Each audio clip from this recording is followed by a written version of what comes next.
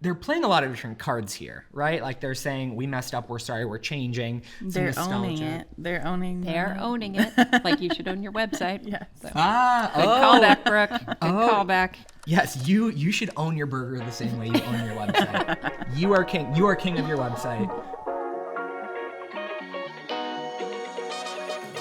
Hello, and welcome to Think Fresh, a podcast brought to you by DeNovo Marketing's Collective Creative, coming to you from our Ideas Institute and here to talk about all things marketing, insights on new trends, innovative ideas, and marketing tools you can use in your day-to-day life, and whatever else we deem relevant. I'm Jen Newman, DeNovo CEO, and your host. And I'm Ryan Schoenfeld, Head of Digital, Account Manager, and your other host. Today, we're going to talk about your website. And Jen, this is now officially our second video podcast. We did it. We made it through one. We did. It was hard for me to see it.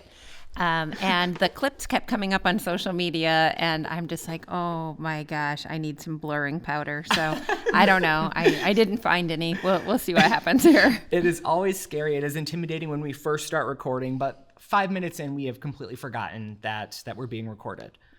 But because now people can see the table that we are at, we have to introduce Brooke. Brooke, joining us you are our first official guest of the video podcast. I know, it's such an honor. Did you buy blurring powder too? I need to. Yes, well, Brooke Rockdashel, you are our website development lead, and again, thank you for volunteering to talk about websites with me and Jen and our viewers. But before we get into websites, I have to talk about something that is very important to me because this is a sports podcast. Not a sports guy.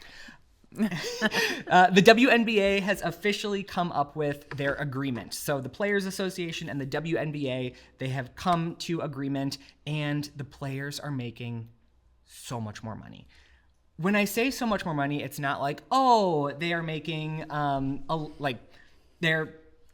they're making up to 10 times the amount that they were. Their cap went from, or their starting salary went from around $60,000 up to $350,000 for rookie players. That takes the player cap of $250,000 up to like $1.6 million. They are now paying the players, which is great to see. I am curious how this all is going to work out after the first year, but that's the business side. I'm here for the basketball. Here for the basketball. I think their ad revenue is showing they can support it. So I was glad to see it happen. I don't pretend to fully understand what all was decided, but this is so important. Yeah. When it comes to equality, I mean, we have to treat women's sports at the same level that we treat men's sports. And I just have to lodge my continuous complaint that when I look for the Iowa basketball score, no matter what, it will give me the last men's basketball score. Like, it's kind of BS, Google. Come on. Yes, so. Google, figure that out. Get your act together. And that's also a great tie into, we're currently in March Madness time, right? Brooke, opinions on the WNBA or March Madness? Well, this is my sports podcast that I listen to for all the sports updates, so that covers it for me. Perfect. We've now covered the extent of your sports, and just like, yes, whatever Ryan says at the beginning of the podcast on sports. We also, in the world of pop culture, another marketing opportunity, the Oscars happened. Jen, did you watch the Oscars? I did not. No shocker to anybody. Brooke, Oscars? No. Admittedly, I also did not watch the Oscars. However, all of the buzz around the Oscars is very exciting. The voting, all of the pieces that tie into it, it is marketing, right? Like they are campaigning, they are marketing to each other.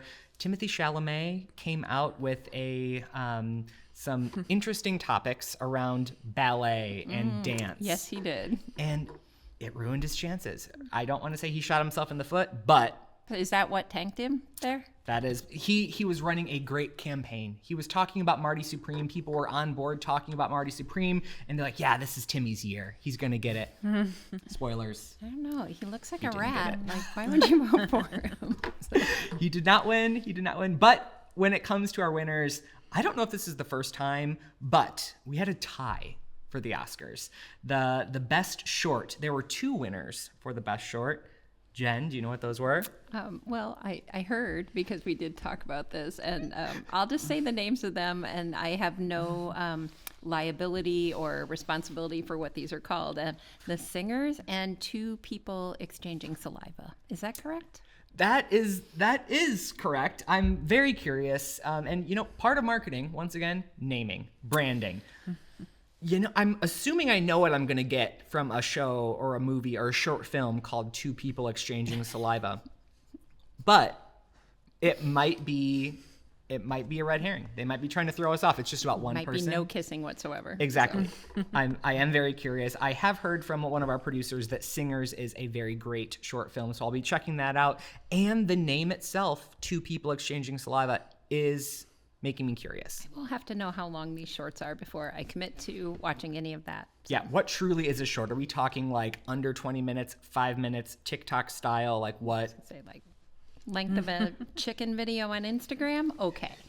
We do need to start including chicken videos because I think you mention them every podcast. And I have started to see more and more of them on my feed. Because your phone is listening and it knows that I like chicken podcasts and that you just want to not disappoint me in life. The algorithm is merging. I think that our algorithms do eventually start to merge. That it takes into account the people that you are following, what they like when it comes into the algorithm. So it's always curious. So I should prepare to see some chicken videos soon.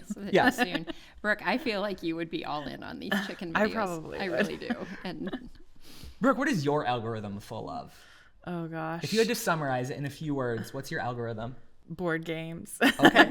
Okay. Yeah. all board games. Yeah. Are there Nerd chicken culture. themed board games? Oh yeah, there's themes of all kinds. I can only imagine in like The latest one is Chicken Fried Dice is the name of. So that's seriously? That's Yeah. the name of a game, or those are your dice. no, that's the name of a game. Yeah. Okay. Chicken So- fried dice. Right. Oh, I'm Ryan I'm is- like So typing the this down, chicken like, this tie-in sounds and fun. everything already. Chickens are great. Oh my god, this And looks fun. delicious. This looks fun. And this is much more, you said it's a dice game, but this is very intense. There's a lot of moving pieces. The world of board games, friends, is very intense, and it is much more elaborate than thinking like Settlers of Catan, Life, Trouble, etc. They're amazing. Like the branding that goes into these, the design, all of that. It's a world that you have explained to me and shown all of your fellow Denovians. It's wild. As our official board game enthusiast Yes. at DeNovo, you definitely have educated us on a few of these things. Today we're talking about how your website is infrastructure and not just a brochure, right? Jen, when you hear like the word brochure, right? I've heard you specifically talk about a website as brochureware. Explain that to our audience. Well, we're often referring to a website as brochureware when it is very simplistic. I mean, we are talking a 5-page website that is information only, doesn't really have much more than a contact form. But even then, even when we're designing a site that is brochureware, it's still more than a brochure, right? That is just more to encapsulate what's in that site might not be much more than you could get into a trifold brochure. So we call it that, but it's not. It is the front porch of your business. It is the way that people are going to find you first. Instead of walk-in traffic, you kind of have stalk-in traffic. I mean, people are going to, even if they are coming to a brick and mortar location, they are probably going to find you online first. And that is why it is important that your site not just be a brochure, but it is the infrastructure of your marketing as well. Yes. So talking about that structure of the website, talking about, like you said, how it fits into your actual marketing. It's not just, I think even I used to say, your website's like your 5th location or your 10th location. It's your whatever, how many locations you have plus one, right? It's your next location. No, your website needs to be functional. And that's why we're joined by Brooke to talk through all of these pieces. Brooke, you have been at DeNovo for over 10 years, 11, 12 years? Yeah. Somewhere around there. We're all oldies here. Yes.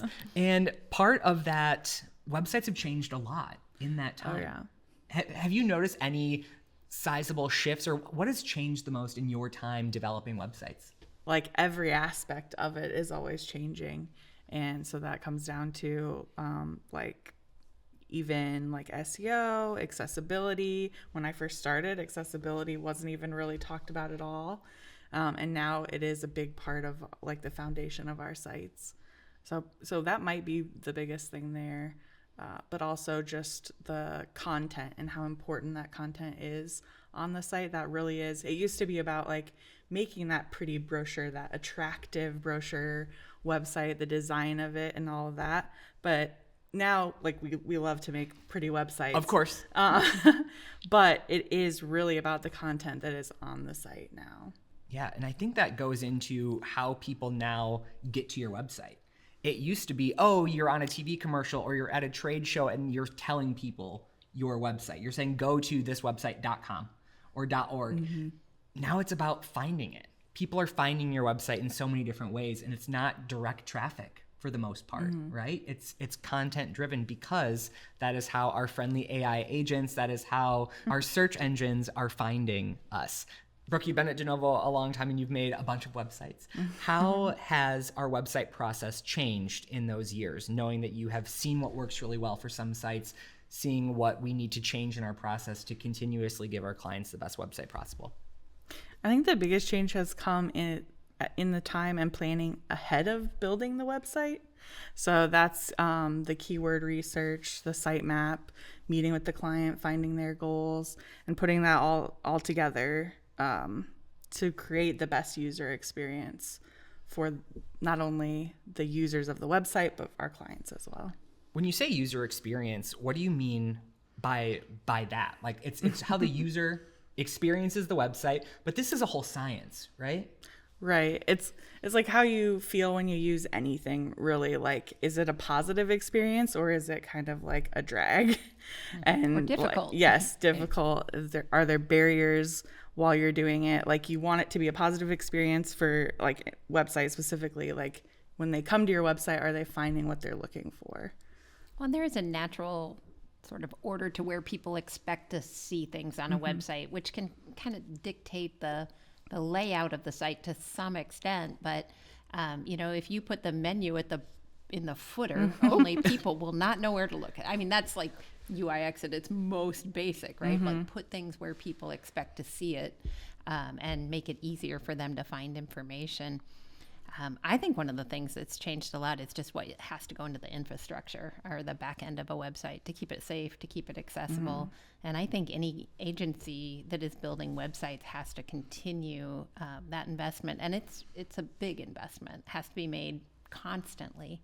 But I think I am always concerned about sites that are built on these like free builders and don't have all the infrastructure behind them to keep them safe. Like, you're not only maybe endangering your business, but you might be endangering the users of that website. And that's just a constant education point and an investment point for us here.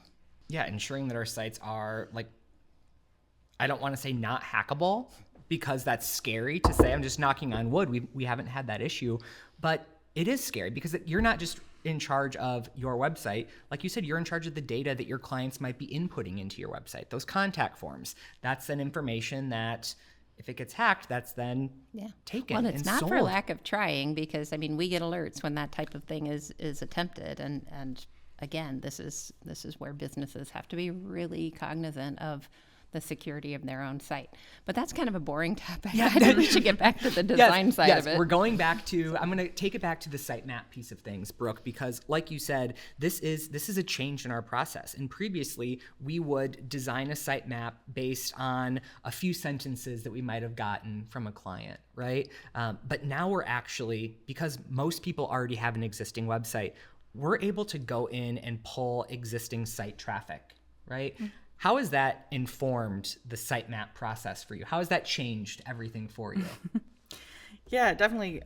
And the reason that we put so much time into the sitemap is because navigation is how they're finding your content. Again, back to the content. Now we work with Allie, our digital team lead here, and we take a look at the traffic and then kind of analyze it. So we look at all the top pages that are either being landed on or navigated to from the homepage, because it's usually always the homepage that is the top page, but then there's some after that. But then we also look deeper, so where they're going from that homepage or from those other landing pages.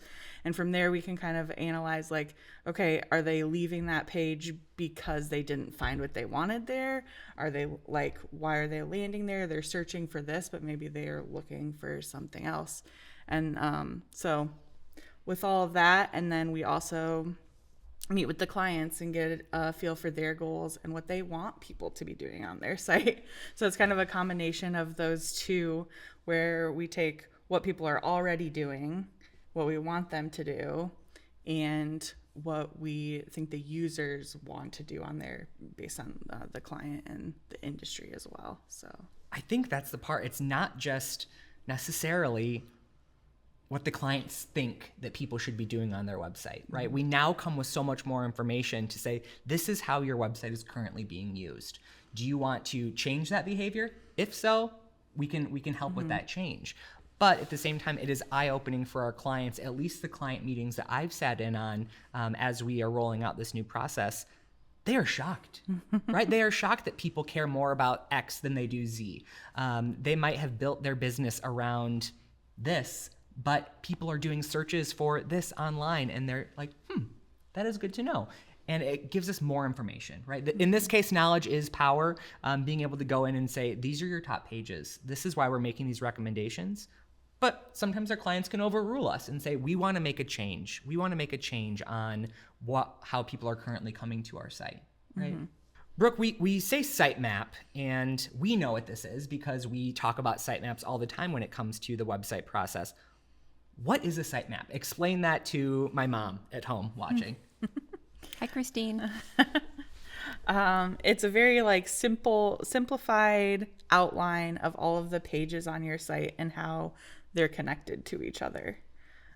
So very graphic, nothing pretty there either, except we do have our DeNovo branding on there. But yeah, and then if you're familiar, just like the main navigation of a site is what you see immediately when you land on the page, whether that's on the top or the sidebar or in the footer. But we also then show like the drop down. So all of those items that show up when you hover over a specific item on a website, just so that we know all the pages that are going to be involved. And then we can also on that sitemap kind of talk about all the content that's going on those pages. So that might be unique to DeNovo, but we like to already be thinking about the content and those important pieces that are going to be on those pages. Okay, let's settle this question for people right now. What's the max number of items in your main navigation? For me, I'd say 6, but we can sometimes push that to 7. And that is just because that's like the maximum decision-making load that someone can make. So if you're reading a list of items, and memory too. So if you're reading a list of items, you can only really remember back 6 or 7 items. So we don't want to overload that, and then they're forgetting the first item that they saw. Plus, it just makes decision-making easier. With fewer items, there's fewer things to click on, and that means if you have 2 similar things, then someone might not know where that thing falls under. Right. But if you just have the one, then it's an easy logical step. Yeah. So the main navigation being categorical buckets of things that go underneath it. But also if you have too many in there, it really kind of screws up the top of your web page. I mean, it starts to go into 2 rows. It can be messy. So no one wants to read on websites anyway, so you got to keep it small. Yeah, I think of driving in Cedar Rapids in Iowa versus driving in Chicago, right? Like there are road signs everywhere in Chicago. You're instantly overwhelmed because you're not familiar with it. And I just think of those road signs as like a navigation item. You can't just keep adding them. You can't do that because it overwhelms people. Well, some communities do though. That is true. That is true. But you have to keep that number small because you don't want that information overload. I think a term that I've heard you use, Brooke, is like choice architecture. You want to make it the most obvious to the most amount of people when you are deciding on these things for your website, because you can run into analysis paralysis. Like if I go to Target, if I go to a large grocery store, there's so many options for jellies. There's so many options for jams. That's why I like Aldi. You can go to Aldi and you have 2 choices, right? Like that is one of the benefits. You have fewer choices and it's like, well, here we go. Because the work has been done to create the 2 best jellies already. They don't have to worry about all of these pieces that go into it. There's thought behind all of that. Well, and that's where the SEO and the keyword research comes in handy too, because we can see the pages that people are already going to and bring those up in the navigation to the highest level.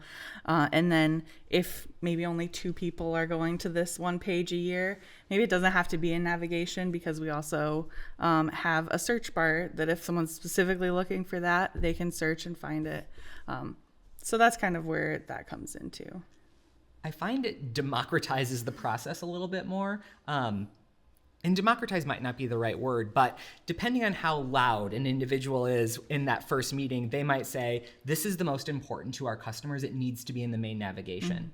We now have the data behind it. Oh, think how many of those arguments we have been the mediator for over time. I mean, it's when you have a group of people in a kickoff meeting, often it is sort of the loudest voice that sometimes can get their way. And I think sometimes we are very much trying to navigate that and remind them what the goals of the site are, and that it's not just, we can't put everything on the homepage.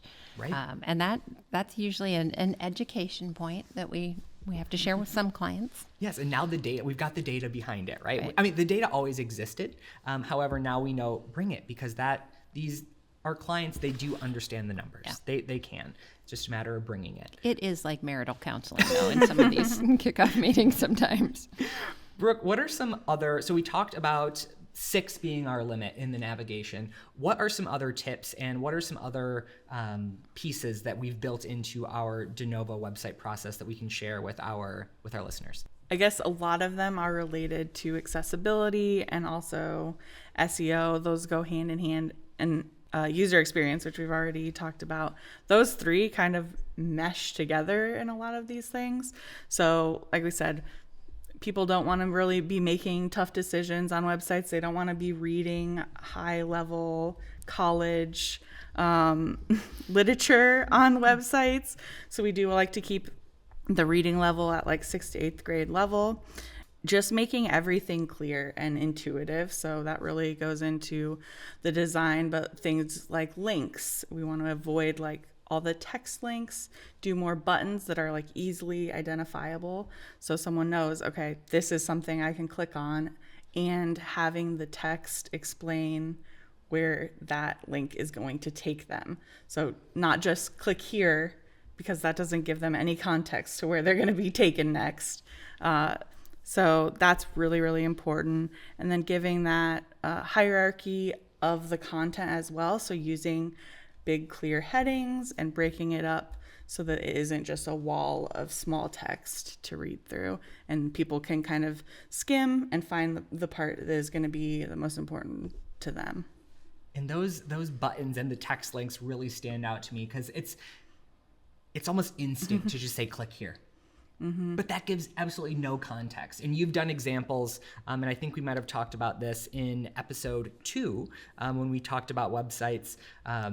The screen readers, it's not giving additional context, right? It's just saying button link, click here. Right, yeah. When you can't see any of the context around that button either, that makes it even more important. And Brooke, I know we briefly mentioned accessibility. We had a full podcast episode. That was episode 7 of our podcast. It talks about city websites. However, that part on accessibility is relevant to everybody. Really just ensuring that your website is able to be accessed by everyone. Well, I always say like the accessibility, and our philosophy at de novo is accessibility should be by default. It's not an add-on to our websites. It's built in from the beginning, and it should be on every website. With an overlay, it's not accessible to begin with. They have to go in and adjust it, but that can also mess with their own software that they're using. Yeah, in some ways it can make it less accessible. Right. So. Yes. I always use the example of like some video games now, like the bigger video games will have the text reading on right when you turn the game on.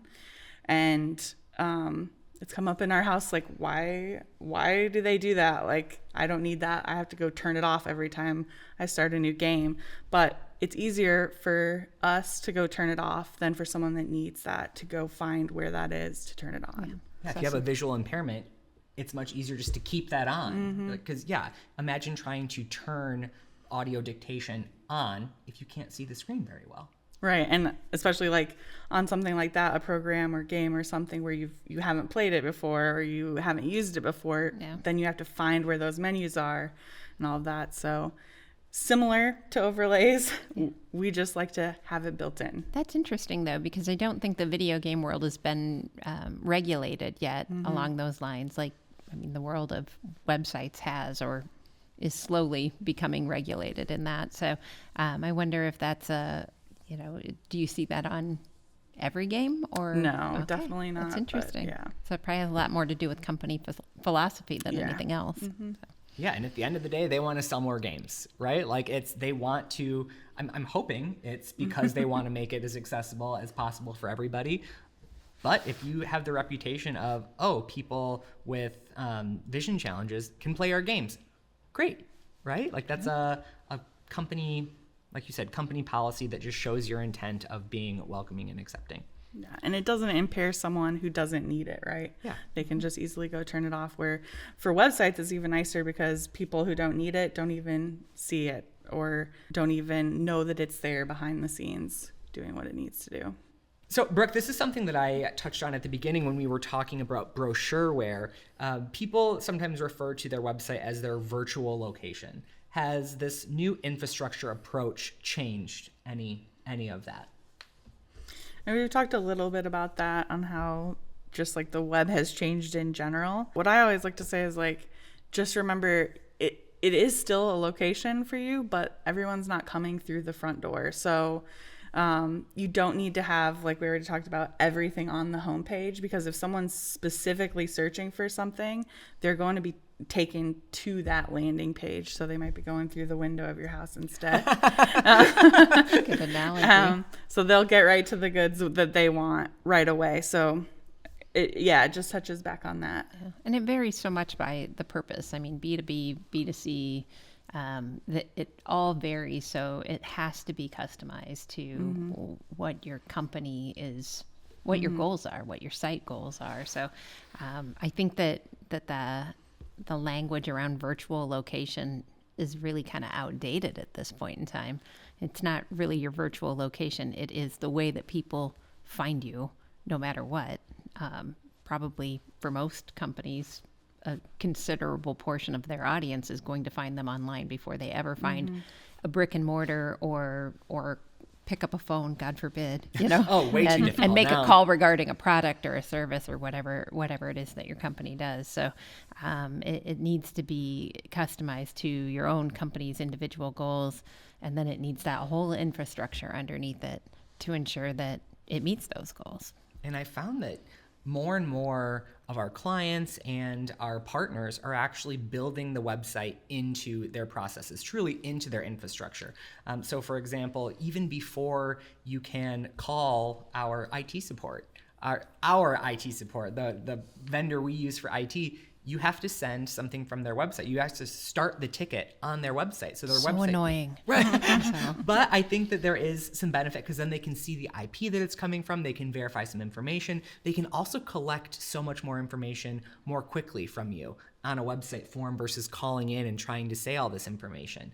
So I can see where they're building it into their processes, and it's not because that's their virtual location. It's a core part of all of their locations. Your website can be a part of all of your locations.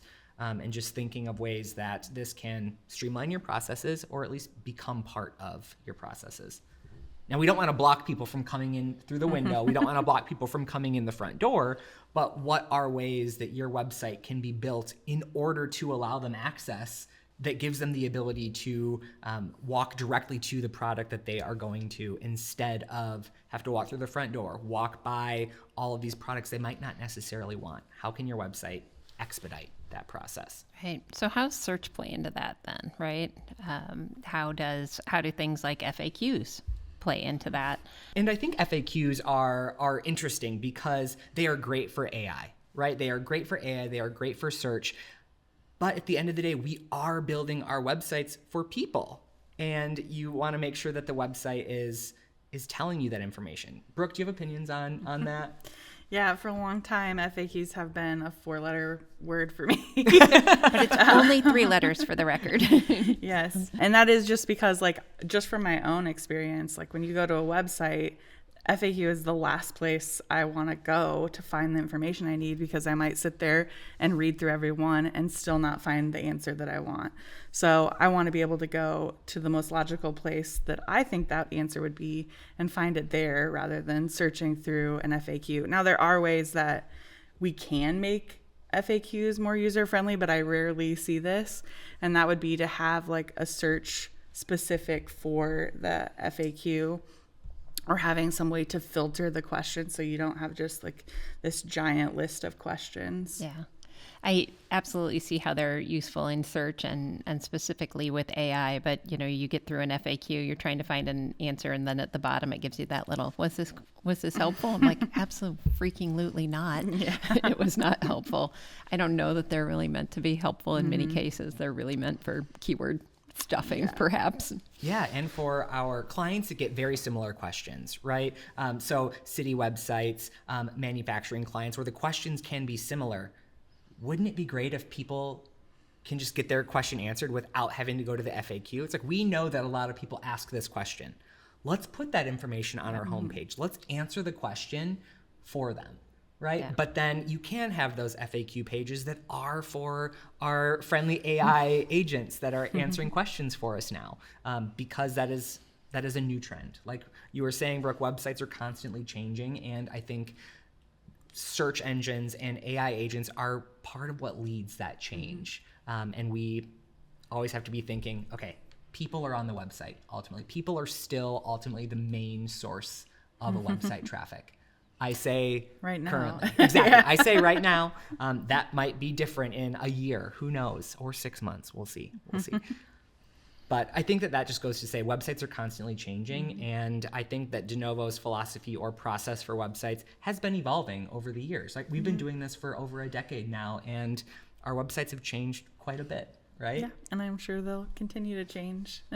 We were saying earlier, websites, we used to have to say mobile friendly. That was something that we would call out on our website proposals because other places weren't doing it, right? Right. It's table stakes now. I mean, you don't have to ask. We'll make sure that your site works on all devices. That's definitely although I just went to a city site yesterday that had one of those sites where it's like you can see the mobile site and then you can click to see the full desktop site. And of course, it's like tiny and doesn't fit on your screen. And I would say call them out, but we're not going to do that. There's better ways to do that.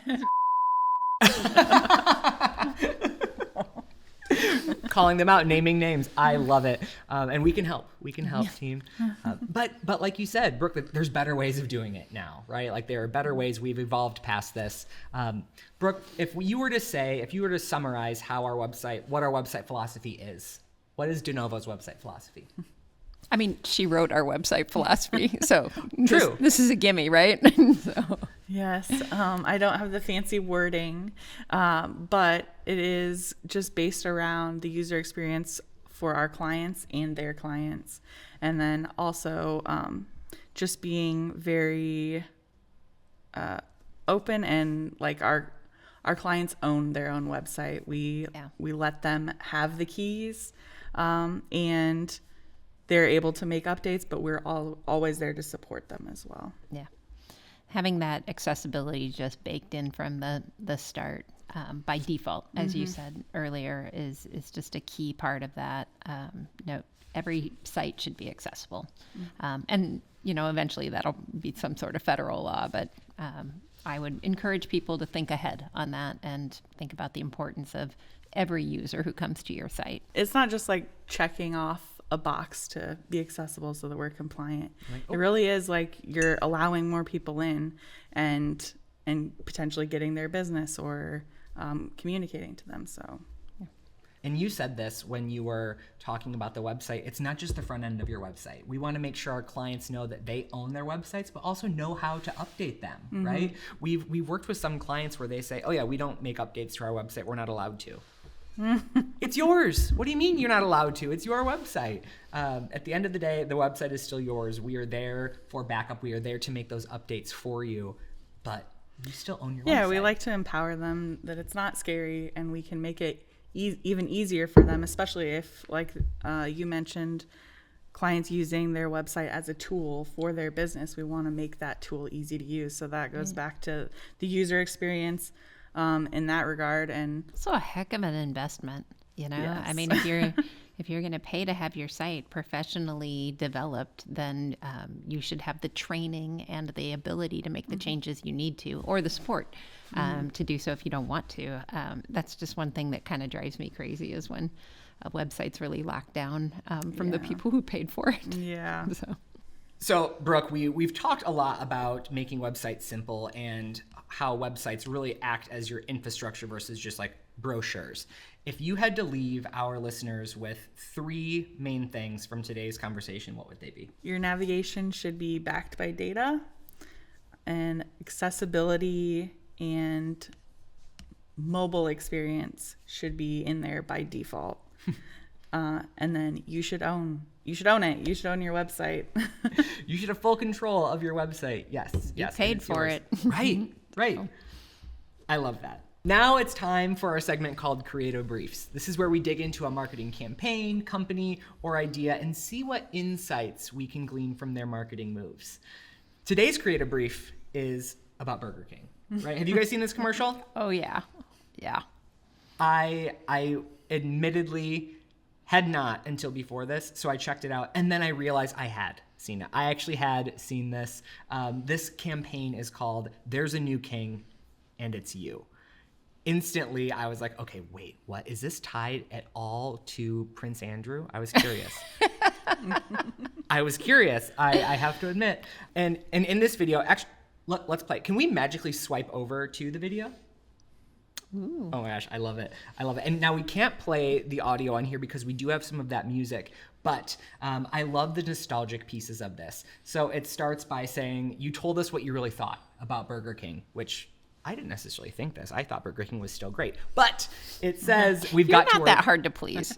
That is And true. the CEO gave his number out. Right, Yeah. right. We've got Yeah. some cool pieces. It's like you told us what you wanted to change. We start with nostalgia. It says there was a time when you always had it your way, which I love because it's their tagline. But somewhere, somehow, fast food fell off, us included. So they're straight up saying it's like, we messed up. We realized that. And then, Brooke, like you said, the CEO comes on here and gives out his phone number of, not necessarily in this commercial, but he says, like, I gave out my phone number. People were calling. People were texting me. He was just right there.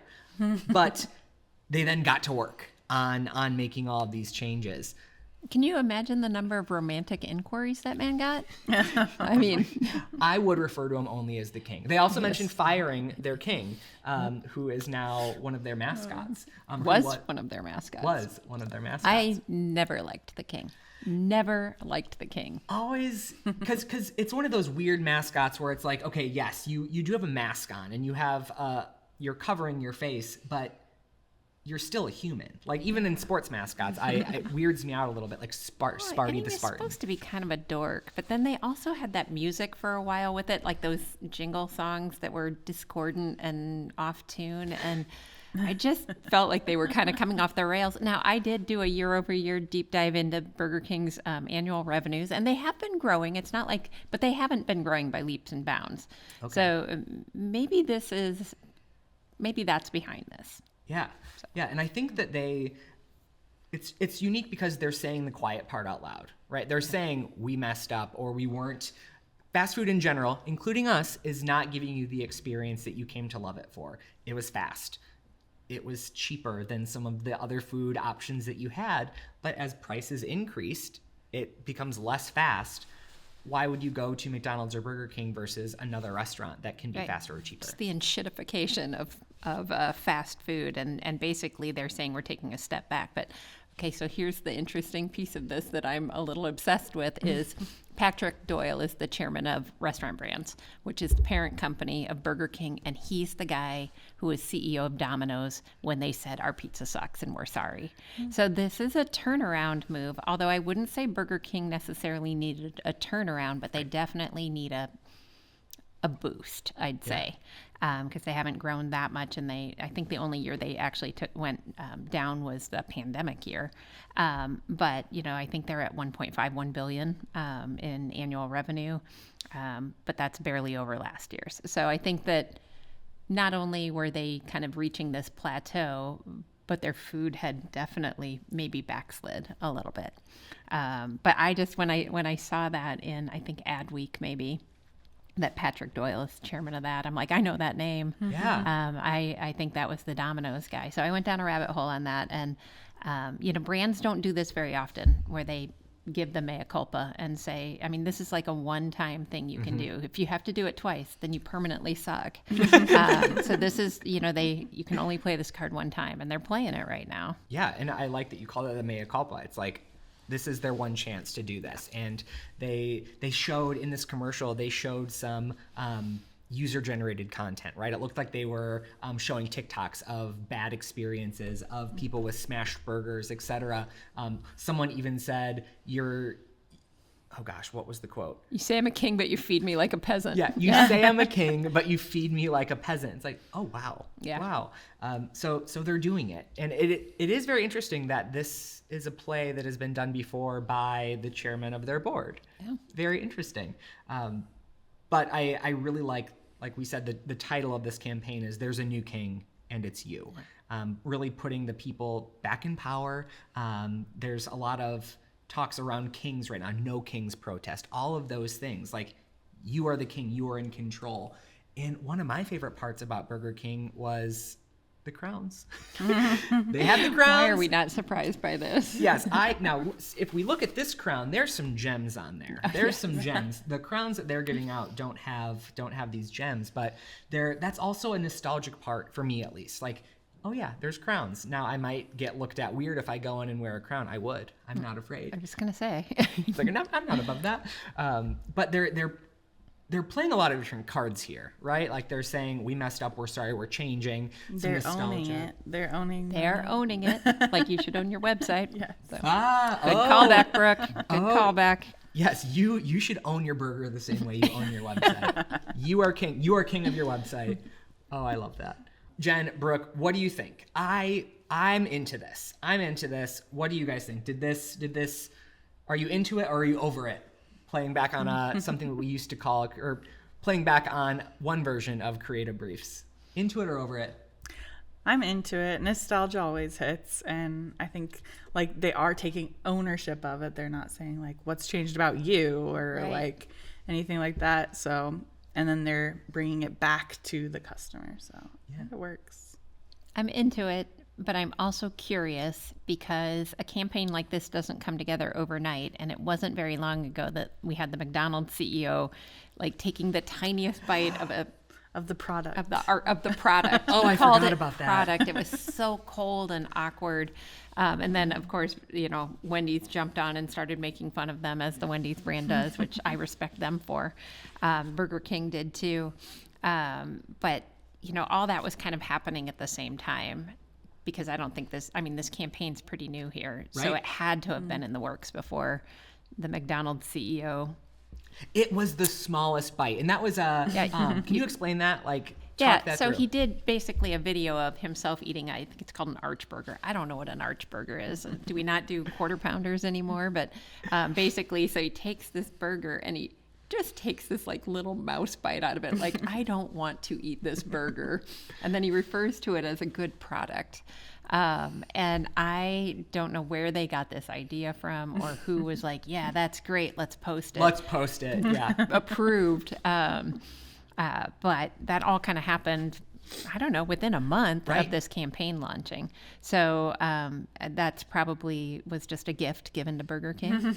Especially as they're working through all of this, right? They might have added in the line with their CEO, but like that fit very well into the video. They pulled him up and they did not show him biting into their product.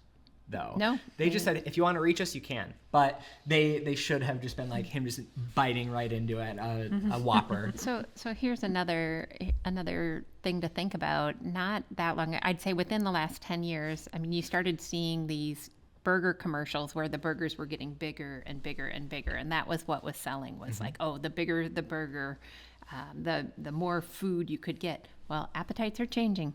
Yeah. Partly to GLP-1s. Yeah. And you notice they are not saying that our burger is bigger than anybody else's. They're saying it's better. Yeah. They're saying that our ingredients are better. They're saying it looks better, but nobody's saying like this is a mammoth burger. They also went really masculine on a lot of that advertising. Yeah. And it was very dude focused there. And I think that all of these restaurants probably realize that, chicks eat burgers too. Yeah. So it's just interesting to watch it from like a larger perspective and see how these campaigns have changed over the years. Yeah, really zooming out and like looking at it from a macro level, these companies talk about similar things when they are advertising, right? And that is changing. It's when you mentioned that, I just thought of Hungry Man, like the TV dinner. The TV dinner. Oh yeah. Yeah, like, oh, hungry. It's like, okay, calm down.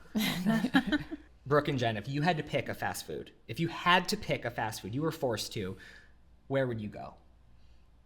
Taco Bell. Any day. I mean, if we're talking about burger places, Wendy's. Okay. But I think the Office default is Jimmy John's. Oh yeah, The Office. Yeah, for sure. We're keeping Jimmy John's in I would business. also like to just remember the time that Brooke trialed the Pickle Witch no. in The Office for us and gave it a good review, right? Yeah. Burgers, I don't know the last time I had a fast food burger. It has been a really long time. This commercial made me open to the idea of trying a Burger King burger. I would probably never order a McDonald's burger.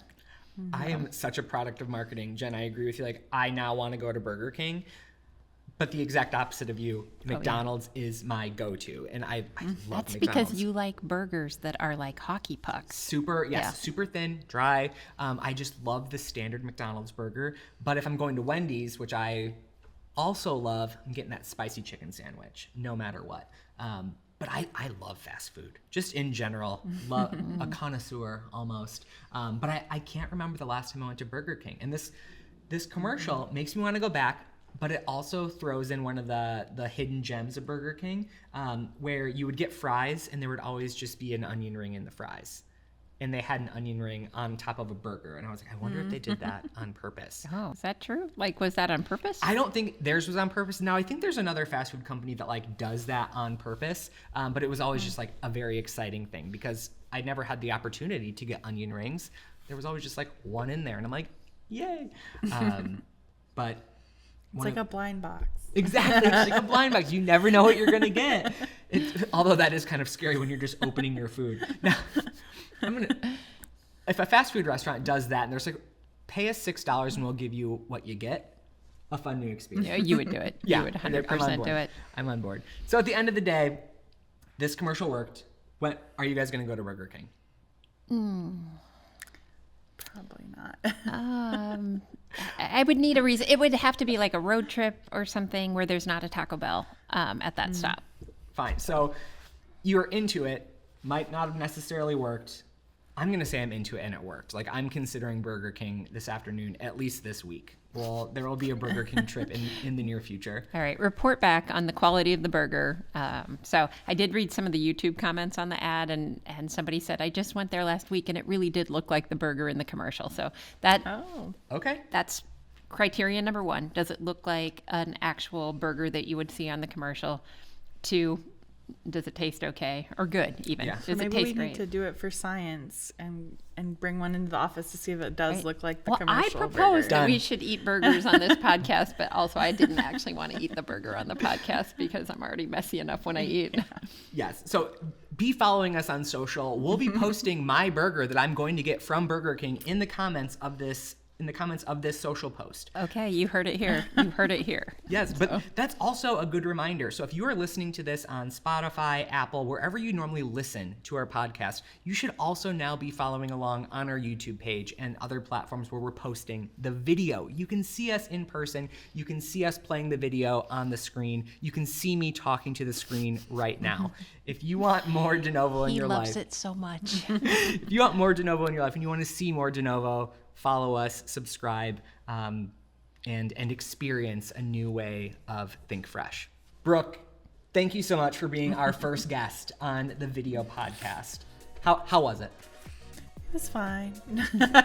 How scary? Like just a little scary, or Yeah, a little scary, but once you get going, it's fine. yeah. I kind of forget the camera's there until Ryan like directly looks at the camera and reminds me that it's there. So Yes. Thank you for being a guest on Think Fresh, Brooke. You were great as always. Thank you. Are we swearing on this or no?